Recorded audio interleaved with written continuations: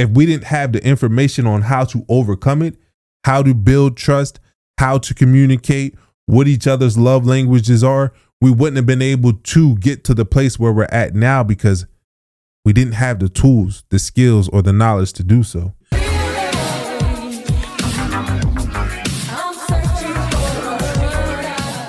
What's up, real ones? Welcome back to the Relationship Podcast, where we're bringing the real back to relationships. Yes, sir. I'm Asha Steele. And I'm Devin Steele. And we're so excited that you guys are tuning in today. Yeah, we're glad we were able to get this one in. Mm-hmm. We know, y'all. We know that we late with the episode this week.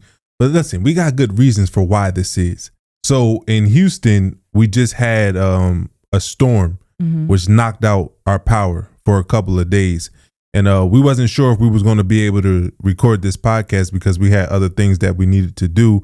But we didn't want to leave y'all hanging this week. So we hopped on here on a Saturday to get this episode recorded for y'all so that y'all can have something to listen to and something to help you grow in your relationship. Yes. And if y'all listening, y'all should be watching on YouTube because we changed the setup, you guys. We decided in the midst of the storm, right? Oh, okay.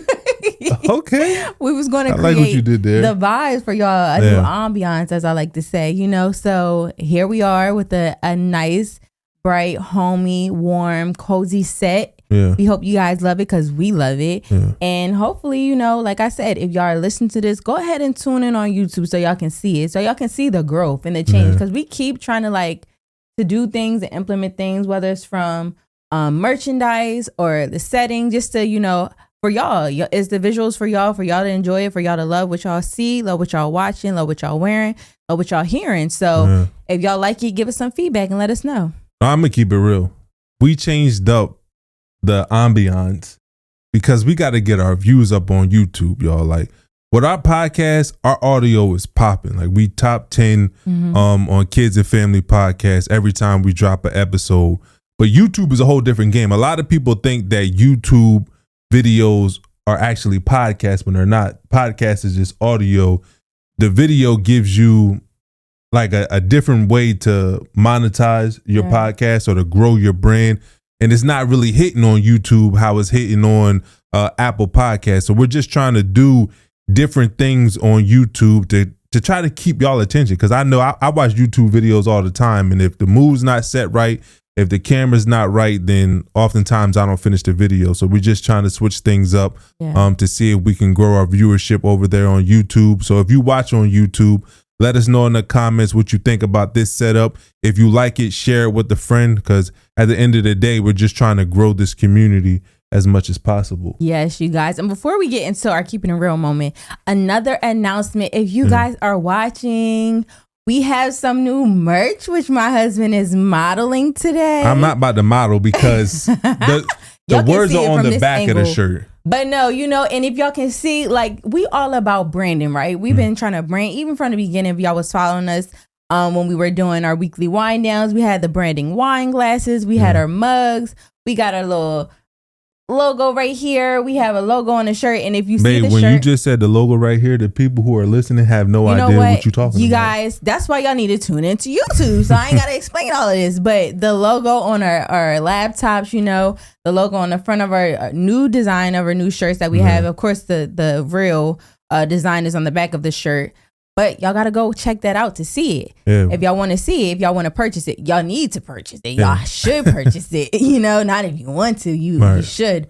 But yeah, we have some new merch up for you guys. So we are all about really trying to not just brand, but make sure that we're putting out quality stuff for y'all. Like we put that has a message. Into a message, yes. A message, and we're putting out stuff that's like thoughtful, you know? Like this new shirt design is called Against All Odds. And one of the reasons why we decided to make this shirt is because, you know, whenever you see people break up, like celebrities break up, and you start to read through the comments of the announcements, so many people say, man, I'm never getting married. Like marriage it doesn't last. Like marriage ain't real. Marriage ain't for me. So I feel like we said on other episodes, that there are a lot of people who are hopeless when it comes to love and when it comes to marriage. Like, yes, there's a high number of marriages that fail.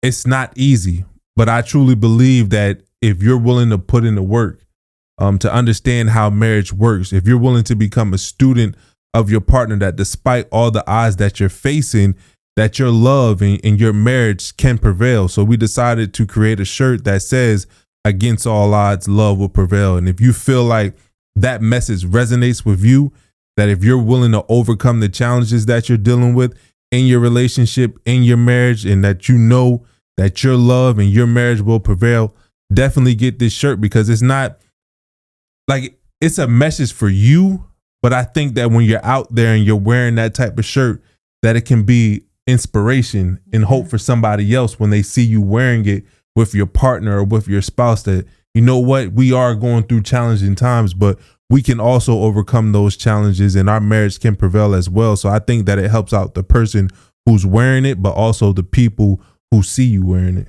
Yeah, absolutely. So you guys, make sure you check that out.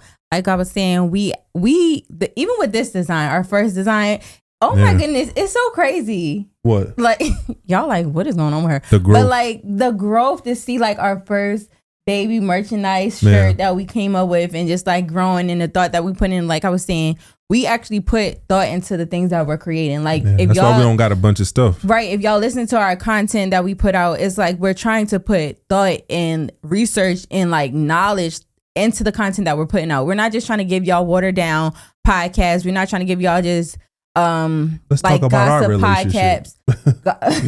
Gossip podcasts. We're not trying to just talk about us. Like, we're trying to really give y'all knowledge and give y'all game, truthfully, about being in a real relationship and creating that relationship for yourself. And so just coming up with this design to begin with, and then seeing the growth in our next design, it's just like just watching your child, in a sense, grow up, right? Watching your dreams just blossom. And I think it's amazing. I'm excited, and I hope y'all enjoy it and love it just as much as we do. Yeah. So before we get into the message today, or before we get into the topic today, we have a message from a real one. Whoa. Wait a minute. Oh, wait a minute. Let's okay. reel it back. You want to skip on my keeping it real? I'm sorry. We keep it real. He didn't keep it real with y'all so much, and he didn't forget about my keeping it real. I thought that you threw that in there because we was keeping it real about a bunch of stuff. So no. So I had something on my heart, you guys, because I was just thinking the other day. So I wanted to keep it real with y'all, because I'm like, where else am I going to just pour all of this out, right? Mm-hmm. And so I was thinking, as I was sitting in the closet, like I was cleaning, right? So I was about to say, why are you sitting in the closet? Are you trying to hide from us? Because the kids be too much, I be too much. You just sitting in the closet with the lights off? No. So I was cleaning my closet, right? And I was just thinking, because a lot of times, so this summer, me and Devin had a conversation. I discussed with him that I wanted to take time to really spend more time with Arya as she's about to go into her actual schooling, like grade school, from pre-K to going into kindergarten and so on until she graduates, right? Yeah. And I really wanted to take time this summer to like have her home from going to like a camp or going to school, and really teach her personally, have us teach her, and just have interactions with her, experiences with her, just to kind of pour into her, right? Because I feel like every time your child goes off into, whether it's daycare or whether it's school, that they're being poured into by so many other people and personalities that's kind of like growing them and grooming them in a sense. Yeah. And it kind of strips away from things that you may have instilled in them when they were just with you, right? So I wanted to be intentional about that this summer before she was to go into pre-K. And as I was sitting there thinking about it, I was just like, and I was kind of in my feelings a little bit, right? Because I was upset and emotional about that. But at the same time, I felt like I was kind of not being able to get enough done for myself, right? Yeah. Or get enough done for the podcast or the business, or get enough done around the house. And I was like, how many times, I can only speak from a woman's perspective, a mom's perspective, and a wife's perspective, where you feel like you're taking on so many hats and you're not really fulfilling any one area, right? So you're doing this over here and you're doing that over there, but you feel like you're not giving 100% to anything at all because you're doing so many things. And in a sense, it makes you feel like you're failing, right? And I sat there and I was just like, dang, like I'm trying to put so much effort into doing this, but I feel like it's taken away from me doing this over here and me doing that over there. And it's like, should I pull back from this or should I pull back from that? And it's such a struggle to juggle all of these roles and all of these hats. And I just had to sit in that moment and be still. And I literally was sitting in the closet and I was just like talking to myself, but I was talking to God in a sense, because I was just asking him for guidance. Because I just felt like, am I doing the right thing, right? I felt like I'm being pulled in so many different directions. And I just feel like I just had to just be still and understand that wherever I'm at in that moment in time, wherever I'm at in that time of day, whatever area I'm doing, or whether it's washing dishes or teaching Arya or interacting with my husband, to really focus and hone in on that moment, right? Because that's all we really have is a moment in time. Right.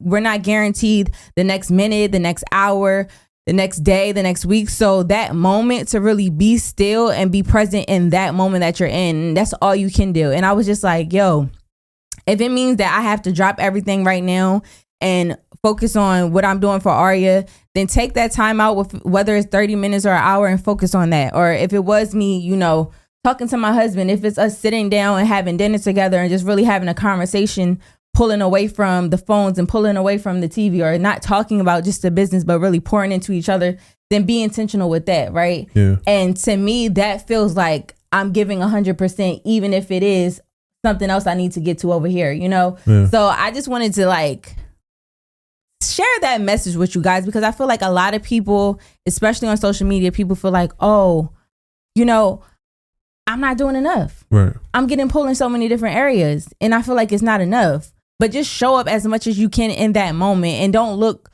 towards the future of what you could be given more of, Yeah, because I think it's hard that, like, when you have multiple roles and you have a lot of things to get done, as you said, your main focus this summer was to spend time with Arya. Mm-hmm. Because, like, all these videos you keep sending me, you only got really 18 summers with your child. Yeah. To actually spend quality time with them, mm-hmm. and really have an impact and shape them or mold them into the person that they're going to become. But when you have so many responsibilities and you're trying to get so much done, that when you're actually spending time with your child, you're not even fully present because your mind is elsewhere. Yeah. That's like one of the hardest things that you have to learn how to overcome. Because I do that as well. It's like, I can be doing something, but if I know I got stuff to get done, I may be present physically, but my mind is somewhere else. Like, right. Okay, I got to get this done. I need to order this. I need to make this phone call. So learning how to, like you said, just be like, all right, those things are going to get taken care of. But this right here, if I'm spending time with the kids, then I need to be 100% focused on them. Or if I'm spending time with you, then I have to be 100% focused on you. Because one thing about Arya, bruh, if you not paying attention, she gonna let you know. Yes. Like when it was one time we went to her dance class, gymnastics class, and I was taking care of something on my phone, and she's supposed to be working on the bar or doing something. I hear her knock at the window in front of me like, put your phone down, Dad. I'm like, what in the world? Yes. I said, all right, I'm going to drop my phone. But it's definitely hard when you're trying to balance so many things to be fully present in the activities that you're actually doing. Yeah, it's a struggle. But you guys, we're going to get through it. So if you're out there and you're listening, you're not alone. Yeah. Like we said, just be present in the moment, because that's all we really have. And just take advantage of that moment that you have. Yeah. Ready to get into the message from a real one? Absolutely. What they talking about? It says, hello. I would like both your opinions on something I'm struggling with in my relationship. My partner cheated while I was pregnant. We broke up and I decided to give the relationship another chance. Now I'm not happy that I notice he's still going out a lot to clubs and bars with his friends, especially while we're supposed to be working on our trust. In your opinion, is it acceptable or cool for someone's partner to go out several times a week without them? We go out to eat and have date nights. He never takes me out to the club around his friends. I feel some type of way, especially since his best friend always takes his girlfriend, which is what we did when we first started dating. It's not helping with my insecurity. I feel he's still going out to feel single when I'm home caring for our child. We don't live together, so I feel like he's still living single. You want to start? Yeah, I'll start. I feel like you're not wrong in the way that you feel, because taking somebody back after cheating, especially when you were cheated on while you were pregnant, is not an easy thing to do. And to have somebody take advantage of that, I'm sure it doesn't feel good.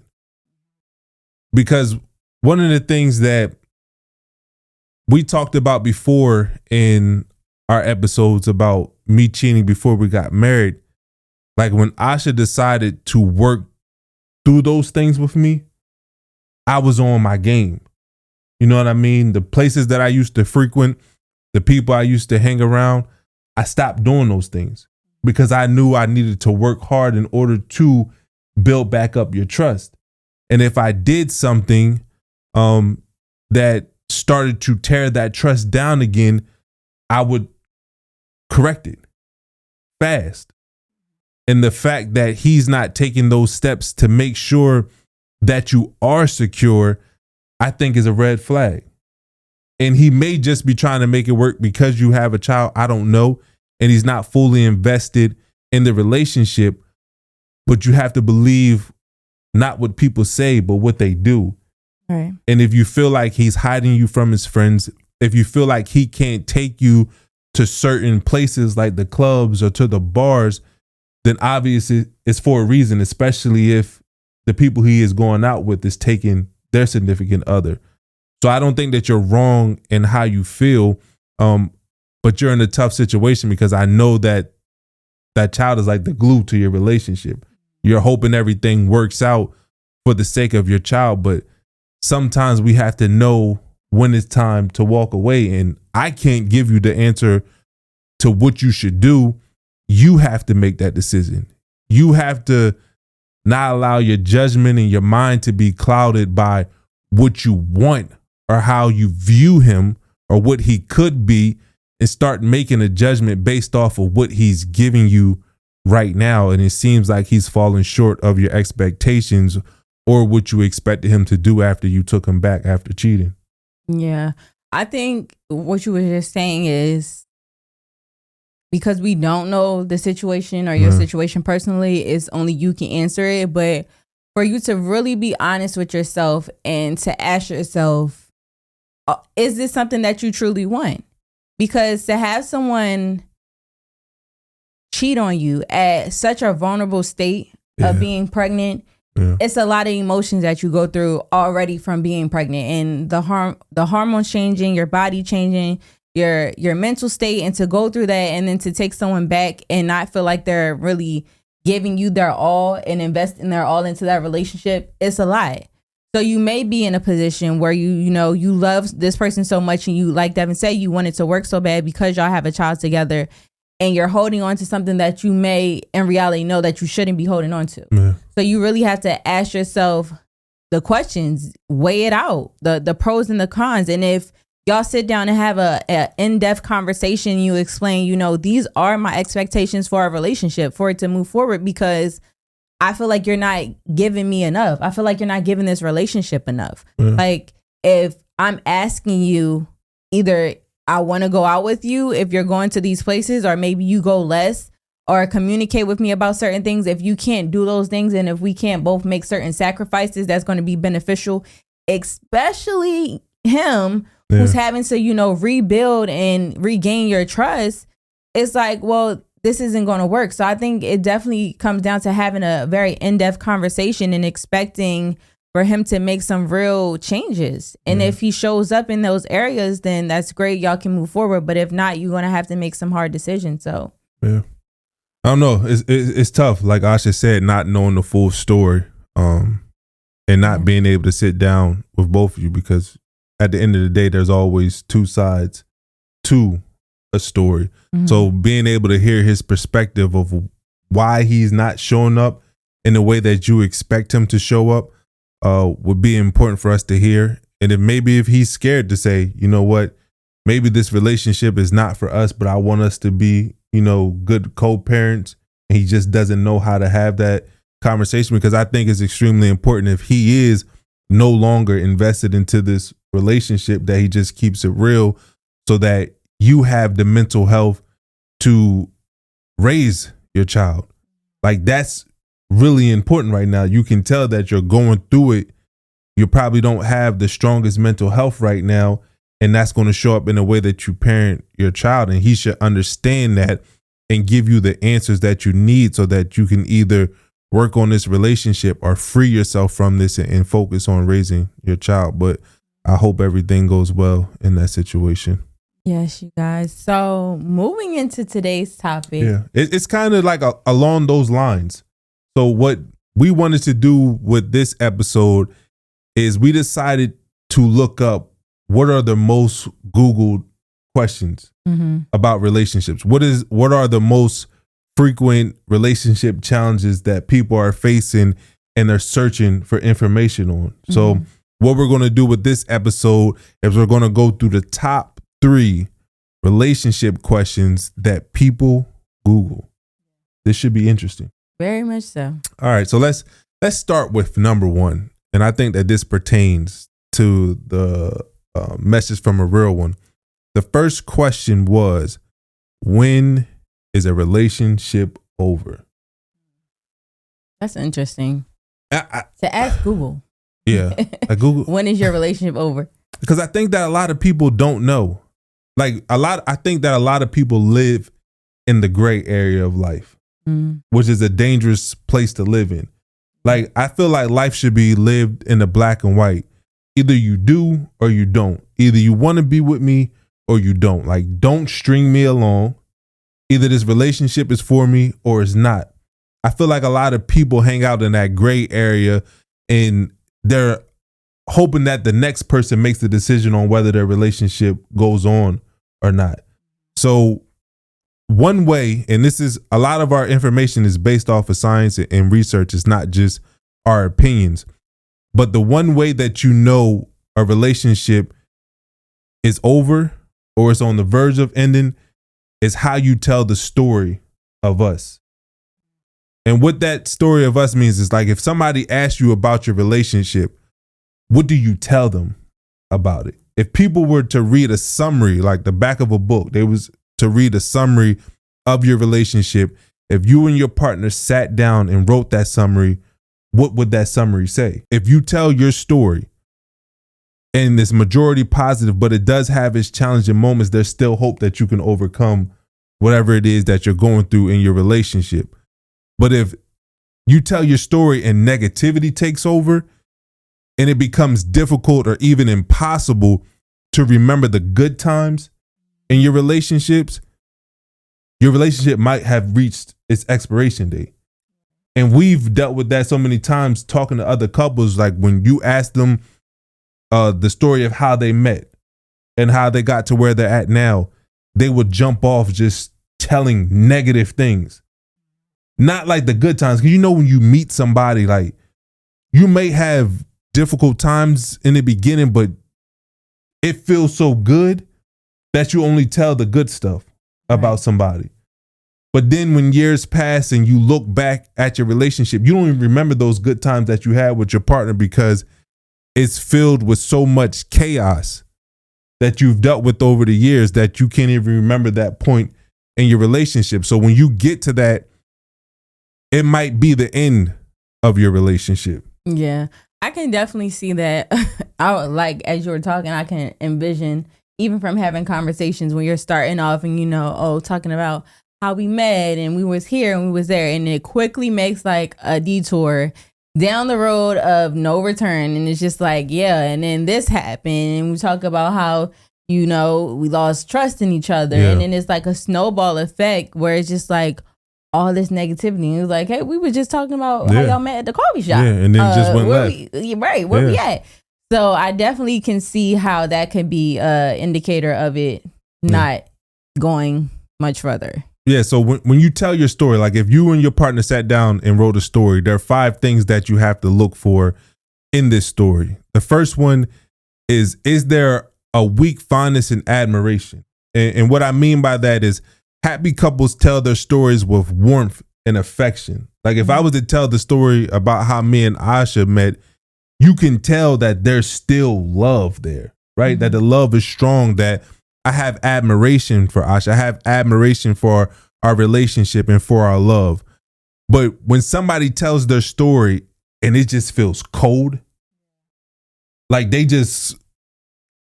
you can't feel the love. You don't see the love. You don't see the connection. Then that's something that you have to look out for in the story. The second part is if your story focuses on me instead of we. Like if you're only focused on what was done to you and how your partner treated you, and there's no sense of team and solidarity that, yeah, we may have gone through some challenging times in our relationship, but I'm not pointing the finger at you. You're not pointing the finger at me. We're working together to overcome those challenges. If that's missing from your story, then it's a big red flag that, your expiration date might be here. The third part is if the stories lack vivid and distinct details of each other. We talked about in our podcast before that I'm a student of you. I know what you like. I know what you don't like. And if I was to talk to somebody about you, I can give those details about how you laugh, how you cried. Like I can tell vivid details of the type of person that Asha is. And that's what happy couples can do. But if you listen to your story and you're speaking to your partner in an impersonal way, like you don't have no vivid details or memories of that person, and it's like you completely push them out of your memory. Like they're not even there. It's like, I don't know. Oh, I don't know. I don't know what they like. I don't know what they like to do. It's like you have taught your brain to already forget this person because you're ready to move on. That's another telltale sign.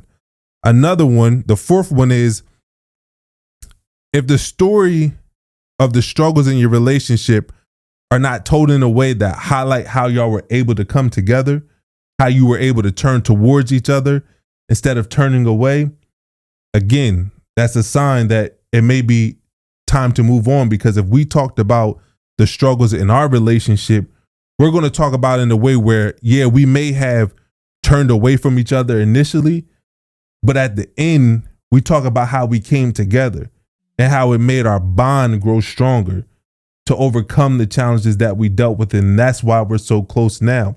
So if you're missing that part from your story, again, that's a big sign that it may be time to end the relationship.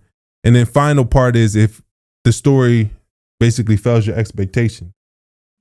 As we talked about earlier, like if you pick up a good book and you like, man, this is going to be a great book, like you do in a relationship, like this is the one, I feel like this person is the one, and you're at the end of the story and it didn't meet your expectations, this person didn't turn out nothing like you thought they would, the relationship didn't turn out like you thought it would, then it might be time to close the book.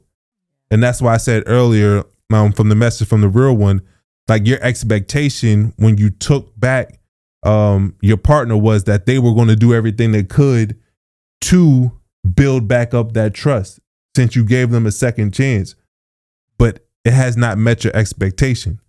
So at a certain point, you're going to have to make the decision based off the story of us, of you and your partner, to close the book and, move on. That's deep. I think a lot of people be out there asking themselves the run through of questions of telling your story. Like, hey, let me tell we're going to be looking for people to tell our story too, just to get a little feel for it. But I know. And we know from the messages we get. Yeah. Like a lot of the messages or even the coaching calls that we have, they jump into all the negative things in their relationship. Mm-hmm.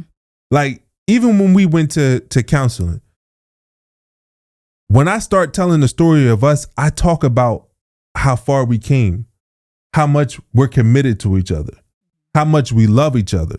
And then once I set that, like it's like filling up the emotional tank of somebody, then we can start talking about the negative things in our relationship, because now we have filled it up so much that if you take a hit, you're not completely depleted.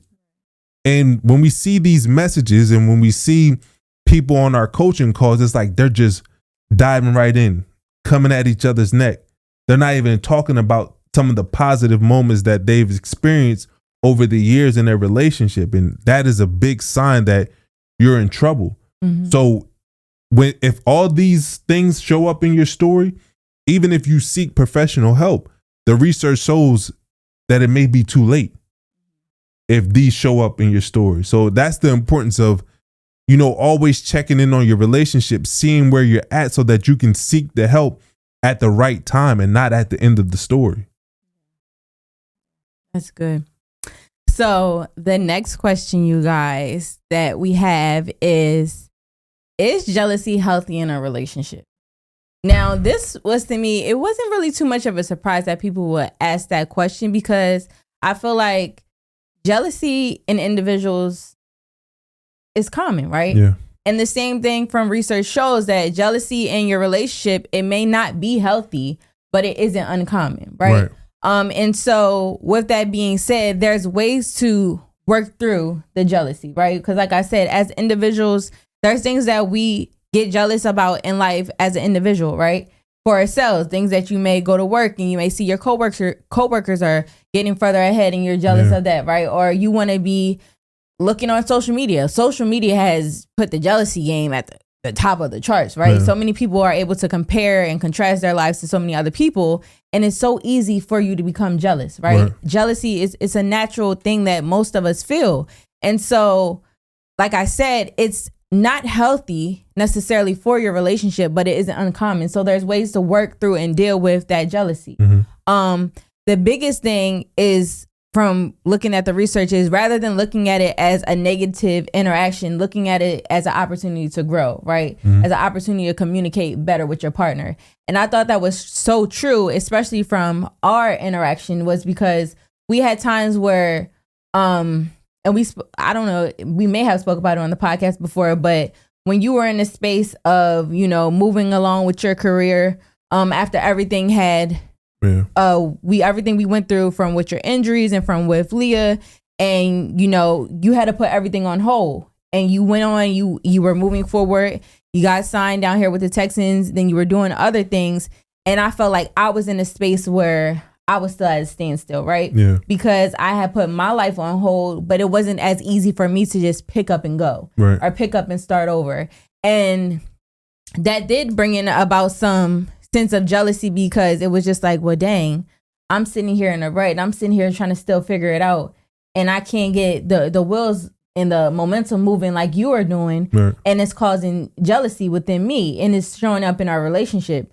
Rather than having that interaction with you, whereas now I'm taking that jealousy out on you, it's like to twist that and to change it from a negative interaction into an opportunity for us to better communicate, right? So me sitting up here expressing to you like, hey, I'm feeling like this because of things not working for me. Right. And I think when you open that up to look at it from not you having that negative interaction with your partner, but turn it into somewhat of a positive thing where I can now express my emotions to you, and I can be in a vulnerable state with you where I'm allowing you to understand my vulnerabilities, then it opens up a world of conversations for you to grow, right? Yeah. And I think that's so important, and it showed up for us within our relationship as well. It showed up for me too. And I know we touched on this on other episodes when me and you started having children together. And it felt like all of your attention was going to raising the kids. And there wasn't a lot of focus on me. Right. In a sense, I was jealous of that, but we have the type of relationship where if we feel that, then we can come to each other and talk about it. So I came to you, like you said, use it for good, use it as a line of communication in your relationship. I came to you, I told you how I was feeling, and we were able to make those adjustments in our relationship. So like you said, I definitely think that jealousy shows up, whether it can be the career that you talked about, or when you have children, or even if your partner is doing certain things in your relationship. Maybe they're following certain people on social media that it makes you feel some type of way that they're following them, right? Do they have something that I don't have? Or maybe they're more attractive. Coming to your partner, not in a place where you're just attacking them, when you're coming to them from a place of contempt or criticism, but sitting down and say, look, I know as my partner, you don't want me to feel a certain way. And I'm not saying that you're making me feel this way, but this is how I'm feeling. And how can we rectify this? How can we both come to an agreement where we're both getting what we need out of this relationship? I think is really important. Yeah. It was interesting because even in doing the research for this, the actual question of is jealousy healthy in a relationship had came up in I guess like a kind of like a study for Dr. Gottman. And his response was interesting because it kind of shifted the negative to the positive by saying that every person has areas of enduring vulnerability. Right. And for a marriage to succeed, these vulnerabilities need to be understood and honored. Right. And I thought that was very like eye-opening to look at it from that perspective of understanding like you have vulnerabilities and things that you're going through, like you said, with us having a child and how that made you feel, me putting my attention there. Right. And the same thing with the career thing with me and you. It's like you experience vulnerable experiences in your life as an individual. Right. Yeah. And it's only natural that in your relationship, in your marriage, that you're going to still feel those even though you're together because you're still an individual. Right. So if we're able to have that conversation to better understand each other, like you said, we can succeed in that relationship because now we're allowing each other to be open, to be honest, to express things and dive a little bit deeper into other conversations that really bring out those insecurities and those vulnerabilities so that we can work through them. And I thought that was so big because a lot of people suffer with that. And instead of suffering together, not even suffering together, they're suffering in silence, but instead of suffering, they can remove that all together and really heal from those vulnerabilities, heal from them insecurities and grow together. Yeah. And I think it's important for partners to not see it as a you problem. Oh no, that's just something wrong with you. Yeah. You need to fix that about yourself. Like, no, if we're in a relationship and you're coming to me saying that you feel some type of way, that is a we problem. Yeah. Because we're supposed to be in a relationship. We're supposed to be growing with each other. We're supposed to be creating a space where we both feel loved, honored, and respected. So if there's something wrong with you or you feel some type of way, we have to attack this as a team. And it's not, you need to go fix that on your own. Maybe it may be something that you dealt with in your past, but you with me now. So we're going to deal with your past together. Right. Just like I would hope that you would deal with my past with me. Like we made that commitment to each other. Like y'all should have explored each other's past before you said I do, before you got married. Now you here.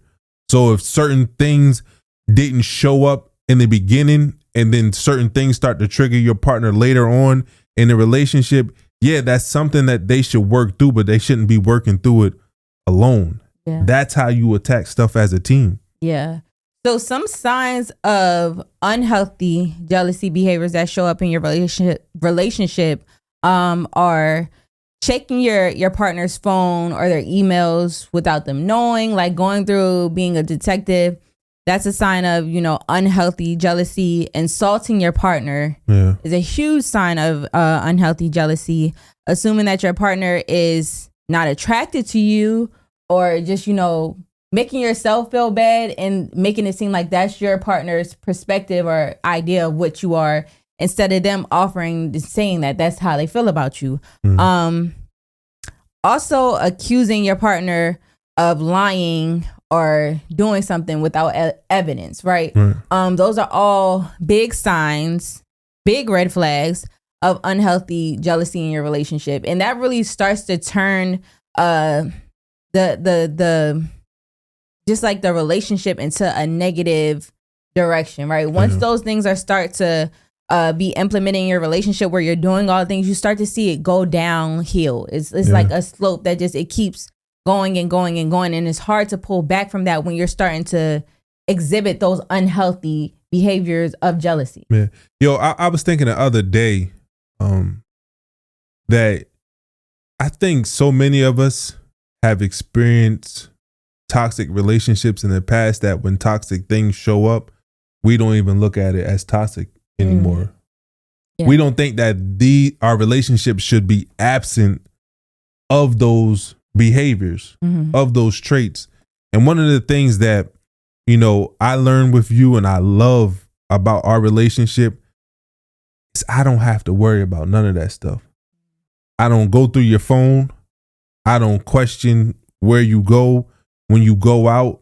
Like I don't have to worry about if you're showing up the same person in public that you do in private. Yeah. And when you get to a relationship where you don't have to worry about those things, you can really grow. Right. Right? Because a lot of people are living with those weeds in a relationship. Mm-hmm. And despite how much they want to grow, those weeds are pulling them back. Right? Yeah. They're stopping them from that growth. But we did the work to pull those weeds up out of our relationship because they were there in the beginning. They were present. But we've reached to a point where I leave my phone by you and you won't even touch it. Yeah, I was about to say, let's speak on that because I think a lot of people may hear our story, even with the I cheated episode, and be like, dang, well, how did you get to that point? And even with you like saying like, to be in a position where you've experienced cheating from past relationships and then be with someone that you experienced cheating with, and to be at a place of peace where I'm at, where it's like you said, your phone could be laying around and I don't even think to pick it up to go through it, right? Mm-hmm. If you go on a work trip, I'm not even thinking like, oh, what is he out here doing, you know? Yeah. It's like, it's a feeling of peace and just like security within your relationship, within yourself, to be like, I don't have to stress about that, right? And I think that's such a beautiful thing to have worked through and gotten to that place, because one, it takes a lot of work, right? Yeah, it takes a lot of work because, like I said, you're not only healing from past traumas, you're healing from the trauma that you're currently in your present relationship, right? So it's like you have to unpack so many things that may not have been done from your partner in order to heal with your partner. And then to add that on top of it as well, it's like you're really going to have to dig deep. I keep saying dig deep and pull out all of that baggage, pull out all of that extraness and like really work through it so that y'all can get to that place of security. And when I tell y'all, it's so relieving and refreshing. Like you said, we was like in the car driving, I think, and that you had brought that up. Like, it's such a good feeling to not have to worry about if you leave, someone might be sneaking in the back door of your house. I heard a story about that, about how some guy, he left, and I guess the neighbor told him that somebody was coming through his back door. But it's like, yo, when you can leave the house, you can be at work, you can be out there grinding, doing what you got to do, and you ain't got to worry about what your partner is doing. Yeah. I don't think that a lot of people know that.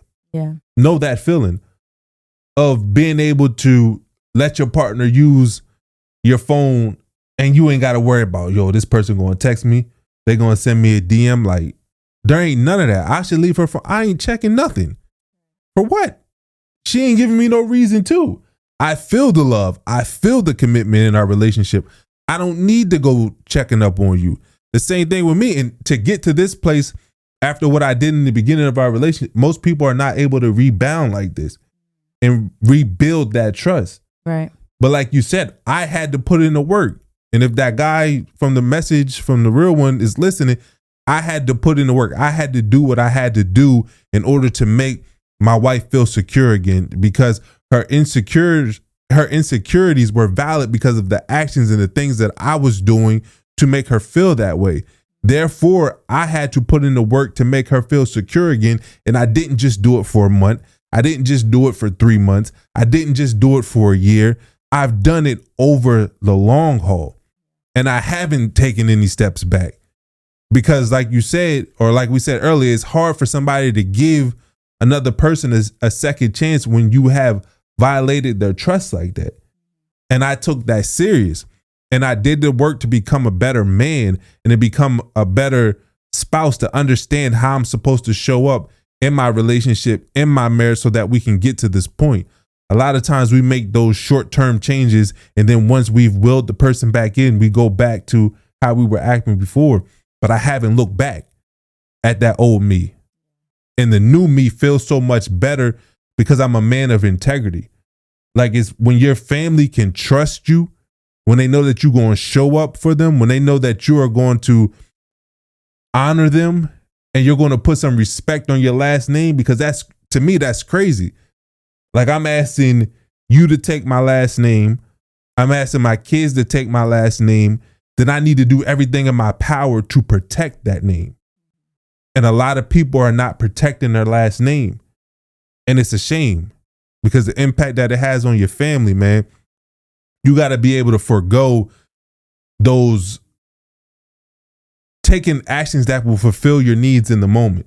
Yeah. And think about who is going to be impacted by my actions. And I think that has helped me out tremendously in overcoming the trust issues that we dealt with in our relationship. Yeah.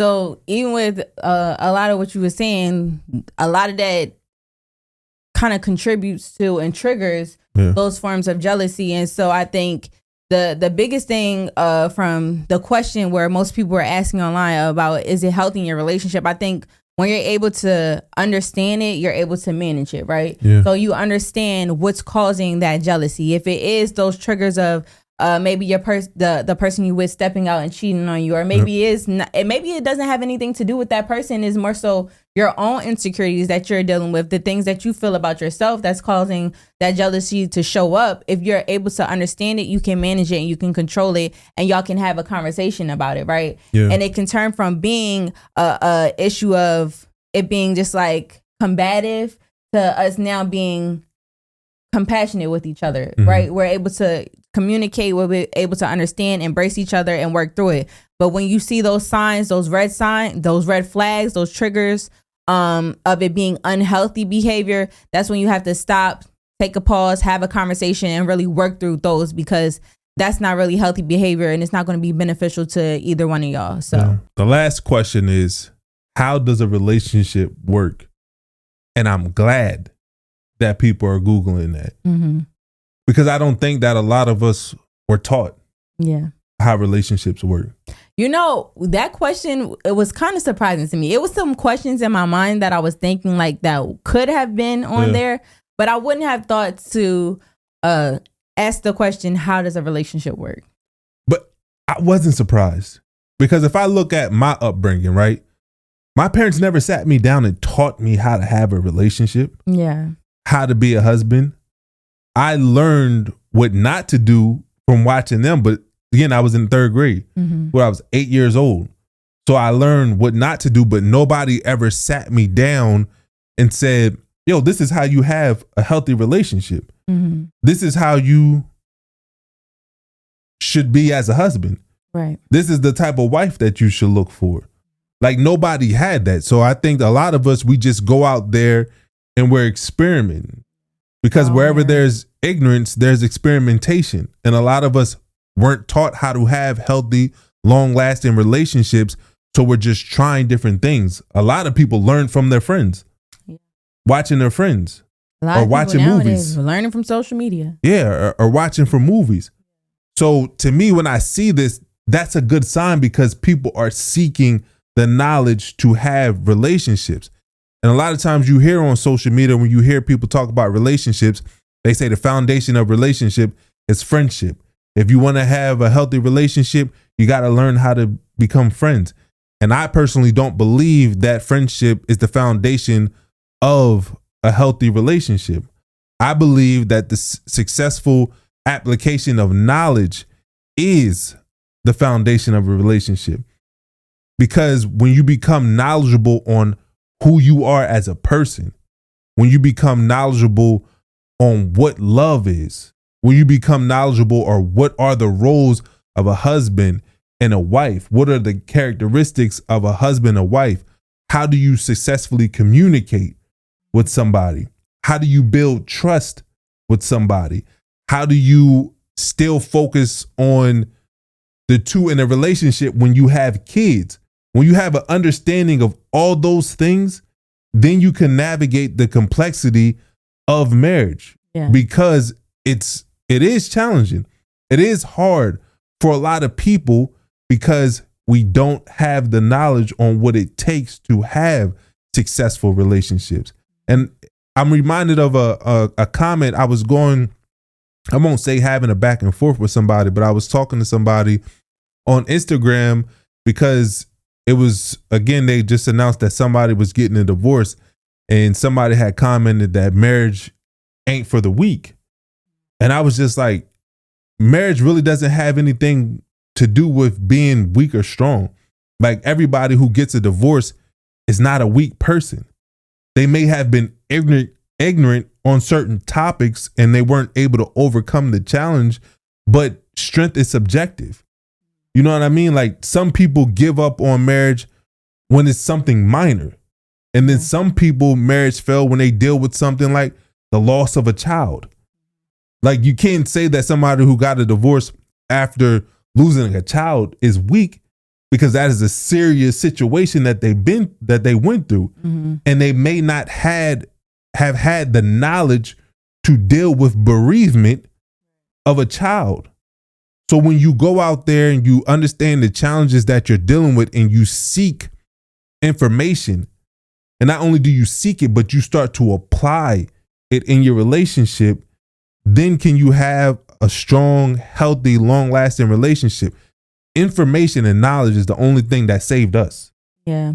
I think it's interesting that you said that, because even with the foundation of a relationship being a friendship, how many times have you and your friend fallen out, right? Yeah. People lose friends, or you grow, like we were talking on the other episode, and seasons change, and friends that have been friends for years may not longer be friends in that season of life that you're in, because you change and they change, and that's just how life goes. So I think just basing it off of the foundation being a friendship is not that's going to be a shaky foundation, you know. Yeah. I think what you said is very much true, because even from getting feedback from you guys, and I think it was a review that someone had left, mm-hmm. and he had stated how had he had the knowledge that we were giving him from our podcast and the information that we was putting out there, he feel like it could have helped and saved his relationship. Yep. And I think that's so true, because so many times, like you said, we don't have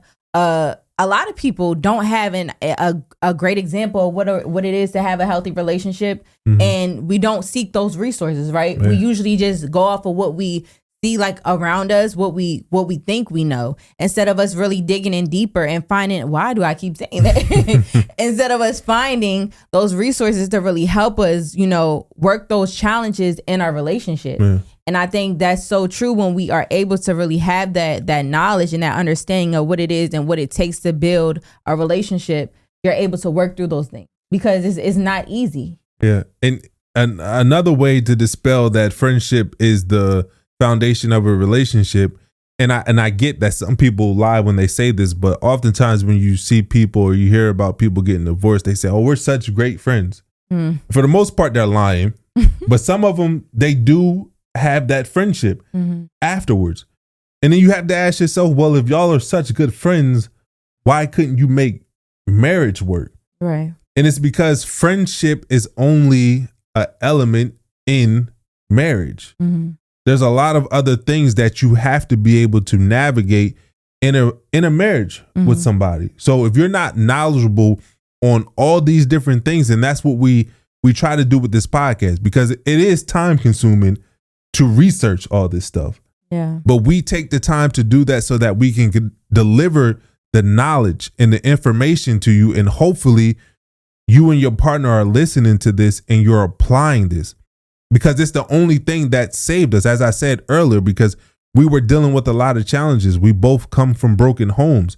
We didn't see healthy relationships. We didn't see healthy marriages. So when we are dealing with certain complexities or challenges in our marriage, if we didn't have the information on how to overcome it, how to build trust, how to communicate, what each other's love languages are, we wouldn't have been able to get to the place where we're at now, because we didn't have the tools, the skills, or the knowledge to do so. Yeah. But not only that, you guys, it's like we stress the importance of having the knowledge and having those tools, but you got to use them. Yeah. Like that's the biggest thing, is that you have to use them. It's so easier said than done, because like with us, we research these things, and even beforehand, just going to counseling and working through our own trials in our relationship. It's like once we really started to implement things and not just talk about them or not just know and hear, oh, this works for that. That's when you really start to see that change, right? Mm. So it's like you can listen to a podcast all day. You can listen to us say, oh, yeah, we have these tools for you to use and this research for you to use, and you say, oh, that sounds great. But until you actually get in there and do the work for yourself and really use those tools and resources that we're talking about, nothing is going to change. So you have to really do it. You have to really put in that hard work. And like we were saying, it's not easy to do, but the work in the long run that you put in is going to be so fulfilling because you're going to be at so much of a better space in your relationship. And you may not even be in a bad space right now, but the space that you can be in and the potential that your relationship can go to when you're able to have a better understanding of how relationships work and how to love your partner properly and how to communicate properly and how to work through disagreements and everything like that. It's so amazing when you're able to do that in a healthy mindset, in a healthy space in your relationship. Yeah. And just give another example about seeking knowledge and understanding. We talked constantly on this podcast about how our biggest challenge is the blended family, right? And for so many years, we were navigating that challenge without any guidance. Right. Just, let's try this, let's try that. Right. We don't even know where we was pulling this information from, or we wouldn't do anything at all. Like we would just ignore the problem. But at a certain point, I was like, this ain't working. Like trying to figure this or experimenting with this, it's not working. And it's going to be the demise of our relationship. So what did I do? I did the research. I ordered books. I looked at articles. What are the challenges that step families deal with, and how have people been able to successfully overcome those challenges? And then now we can apply that in our marriage and we can start to see the change. But we're not just sitting back, not doing anything about it. We're seeking that knowledge and we're working to apply it. So if you're dealing with certain things in your relationship or your marriage, stop just sitting back and saying to yourself that time will heal all, that hopefully things change. I'm not hoping anything change. I'm doing the work to make sure it changes. So many people just sit back and hope that somebody else does what it takes to fix their problem. No, we're going to do what we need to do in order to fix the problem. And when you take that approach that I'm not going to watch my relationship wither. Right. Wither up and die, that I'm going to actually have control over the controllables, the things that I can control in my relationship, because a lot of stuff in life you can't control.